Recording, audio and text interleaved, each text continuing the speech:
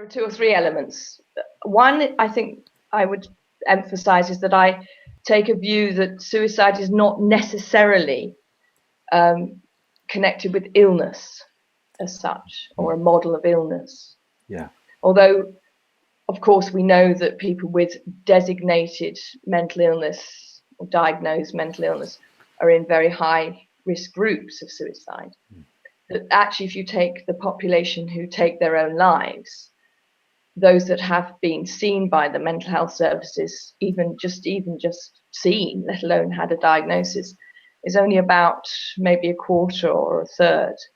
So I'm very interested in the fact that suicide is actually a state of mind, or a condition of the mind, rather than a condition of illness. And so it's a condition that each of us can relate to. We can understand something about that. And the other aspect, I suppose, that I emphasize in the book strongly is this idea of unconscious aggression, that it's a very violent and aggressive and destructive act. It's an act of murder.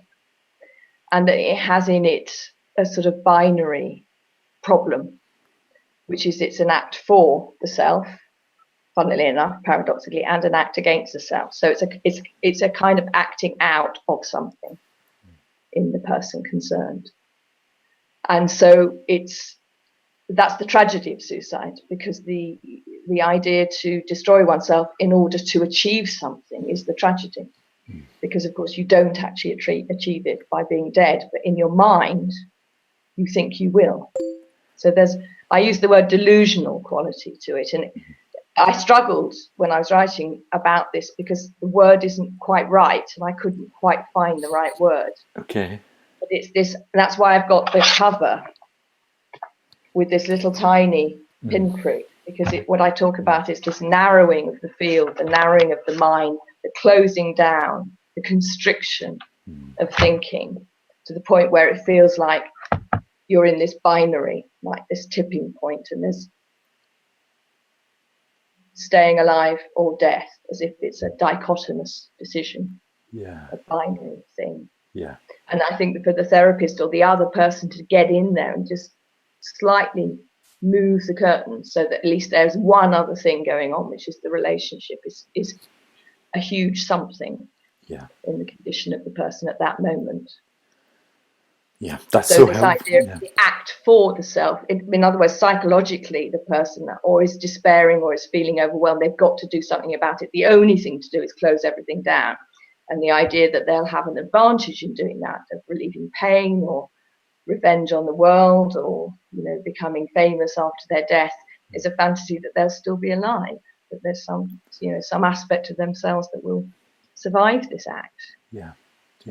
And that's what, as I say, that is the really, really big tragedy of suicide, that the person has two intentions towards themselves. Yeah. And part of that delusional quality, if you like, is that I like the kind of conceiving that there'll be something to be experienced after death. Yeah. There'll be some gain. And I go through in the book, I think you've read it in the book, I describe about 5 or 6 of them, what I call the main fantasies, the main aspects that are acted out in suicide. Revenge, the sort of getting back at the world, being one of the most common ones. It has the most obvious aggressive and destructive aspect to it. But then there's the sort of self-punishment one, which is the sort of flip side of that, where you say, actually, the world would be better off without me because I'm so dreadful. So that's the other side of that. And then I go through examining some of the others, where the body itself is seen as the pursuer or the persecutor. So you have to get rid of the body, and so on and so forth. But yes, ultimately, in each one, there is this horrible twist that, I will survive it and find out, or realize, not find out, but realize, live it, if you like. The proof of my action.